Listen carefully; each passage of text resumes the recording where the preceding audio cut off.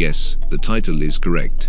Back in January of 1993, EA held the gaming license for all of Games Workshop's IP and put into development an isometric action game based on The Elder, set to be launched on the Sega Mega Drive, or Genesis, to you Americans.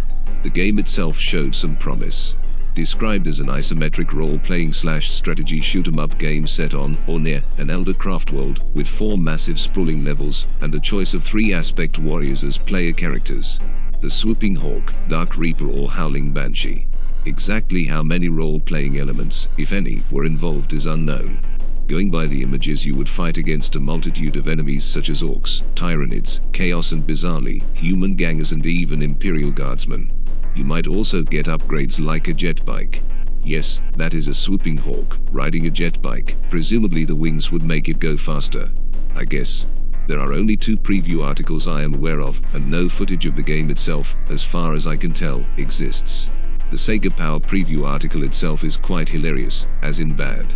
The sheer indifference and contempt to role-playing games, in particular, are worthy to quote. RPGs were popular about 10 years ago and then faded into obscurity, along with trainspotting and stamp collecting. EA have based Aspect Warrior on a lesser-known role-playing pastime by the name of Warhammer. See, it's not the least bit tenuous. It's good to know there was also terrible gaming journalism back in the 90s, isn't it? I'd go further into the article, but it's pretty terrible and contradicts the other far superior article, of which we shall now take a peek. The Mean Machines Sega feature article in December 1993 is far superior. The article is 3 pages long, containing many screenshots and glimpses into the game itself. In it we learn that the story of the game revolves around waking the Craftworld's avatar, presumably to save the Craftworld itself, by sacrificing each of the player characters.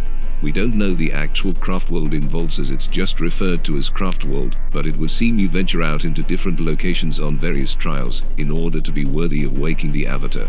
Maybe, it's hard to tell exactly.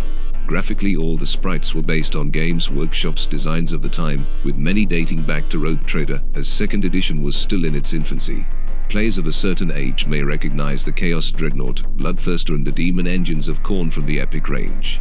Curios of the article include the avatar's weapon being referred to as the Doom That Wails, and a surprisingly on-point description of each of the aspects' fighting styles, each incorporating the elements of their tabletop counterparts. Interestingly, one of the designers, John Law, worked on the Amiga version of Desert Strike, arguably the king of isometric action games of the period, although this aspect is played down by a colleague who states, "There are bound to be comparisons with Desert Strike, but we have tried to combat this by packing in as many sprites as possible at any one time, and massively changing the landscape of every level." In the article we get several quotes from John, which I just love. When asked if they were concentrating on the blood and guts angle, John said, "Visually it's not as nasty as it could or probably should be.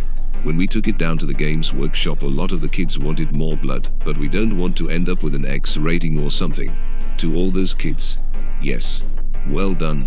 Ultimately, it's a shame the game never saw the light of day, as it had all the makings of a classic 40K game. The isometric view, along with the classic sprite designs, multiple play styles, and being able to take control of an avatar, would really have been something back in 1994. That concludes our look at the classic 40K Sega game that never was. I have included links to both magazines in the description below. Thanks for watching.